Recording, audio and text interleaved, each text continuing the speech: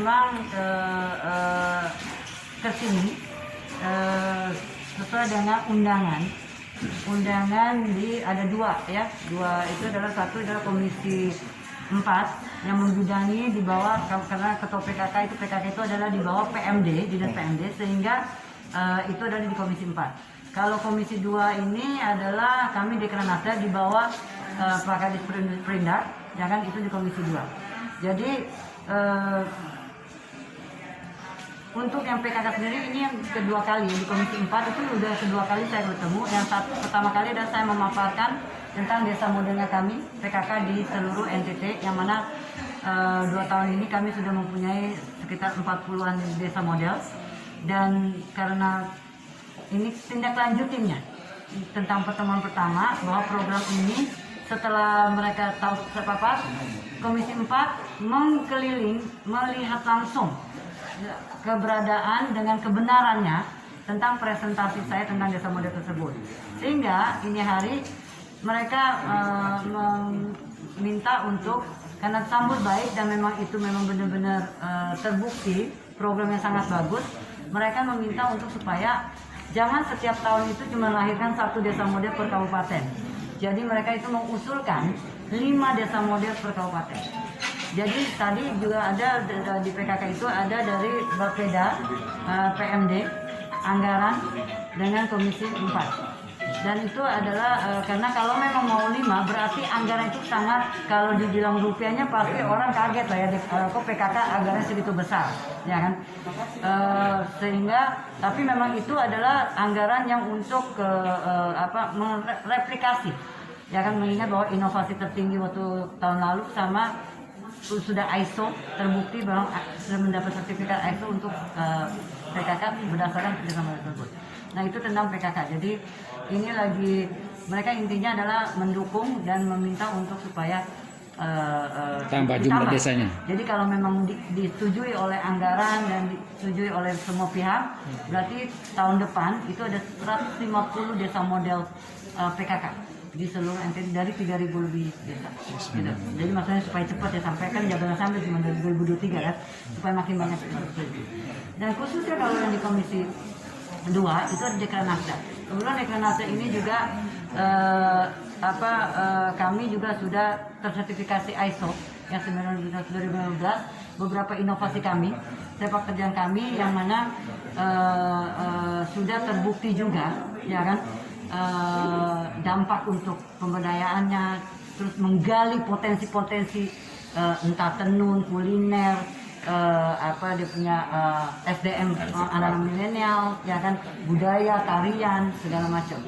Dan ternyata Komisi 2 selama ini saya beruntung ya, sejak saya menjabat 2019, saya di 2020 itu saya belum buat program anggarkan, tapi saya kan ujung-ujungnya mesti melalui DPR semestinya.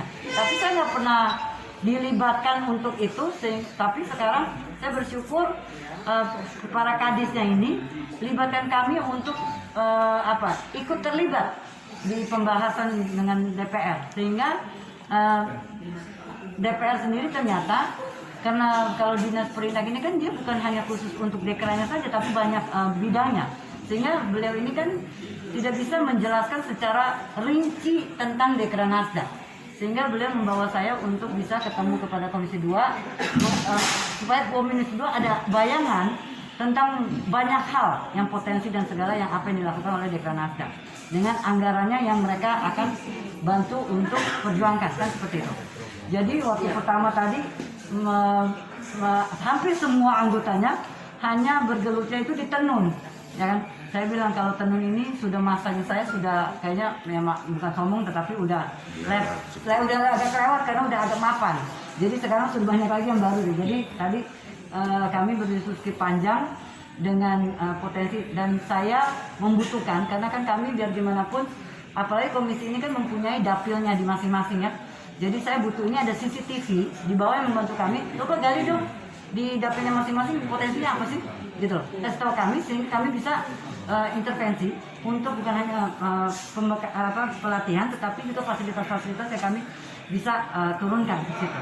Dan saya diuntungkan untuk bisa mendapatkan potensi secepat mungkin Karena nggak mungkin 3.000 lebih desa saya keliling berdua keliling sini, nggak mungkin seperti itu. Dan disambut baik oleh mereka. Dan memang juga mungkin dari Komisi 2 saya jelaskan, mereka juga selama ini kan. Kemudian ini Onomaloba, Praimadita, Sowa, ini sudah masuk ke aspek destinasi wisata. Menentukan lokasinya berdasarkan pertimbangan apa yang mau kita lakukan di. Jadi bukan cuma PMT-nya. PMT salah satu kegiatan dari tujuan pemberdayaan desa model. Berarti dia punya apa namanya ya? Kan punya target sendiri, misalnya remaja putri dikasih latihan menenun. Kemudian saya tambahkan menenun, terhasil tenunan. Ketika menenun itu kriteria tenunannya kita suplai benangnya, kualitas benangnya sesuai kualitasnya semua. Kemudian motifnya disesuaikan dengan masing-masing daerah. Hasil tenunnya dekran nasda ambil. Beli dengan harga gimana? karena itu saya tidak bisa masuk dari Kementerian Desa turun langsung ke rekening kas desa. Ya dicarikan Kalau optimalisasi dana desa itu dioptimalisasi salah satunya itu. Faktanya berbeda sesuai jubir dari Kementerian Desa. Misalnya tahun ini ada 3. Satu, begitu dana turun. Di NTT itu kan 3,059 triliun. Tapi dana paling rendah itu satu desa 616 juta. Nah, paling tinggi ada desa di Sumba Barat Daya 2,7 M. Nah, dana itu ketika misalnya 616 begitu turun, langsung potong dulu 8% dari total 616 juta itu untuk COVID. Setelah COVID, pemanfaatannya berikut untuk keluarga penerima manfaat BLT. Setelah dikurangi 8%, dikurangi alokasi untuk BLT 300.000 per bulan per kakak selama 12 bulan. Sisanya berapa? Untuk membiayai kegiatan yang ditetapkan dalam APBD desa sesuai hasil musyawarah. Itu pemanfaatannya. Nah, tidak menutup kemungkinan dana yang dialokasikan dalam APBD desa berkorelasi misalnya untuk pemberdayaan ekonomi masyarakat. Tapi itu di APBD desa bersangkutan, kita tidak punya akses sampai ke sana. Urusan desa masih. Kita tidak sampai ke sana. Kita yang ini, misalnya bagaimana PAUD, guru-guru sudah punya sertifikat belum? Kita benahi kompetensi gurunya, kita proses sertifikasi gurunya. Si guru PAUD, guru yang punya kompetensi, punya sertifikasi. Kemudian anak-anak PAUD, kalau kemarin masuk di PAUD lingkungan terbuka, kita bangun pagar pengamannya, kemudian kita bantu tandon air ini untuk cuci tangan maksudnya. Berarti intervensi dinas itu sesuai dengan kriteria desa Maluta, misalnya. Ya, sesuai kriteria yang ditentukan di sini. Kalau belum maksimal dimaksimalkan di situ. Jadi kita evaluasi terus tahun ini kita buat apa, tahun depan kita tentukan lokasi kriterianya apa, jenis kegiatannya apa.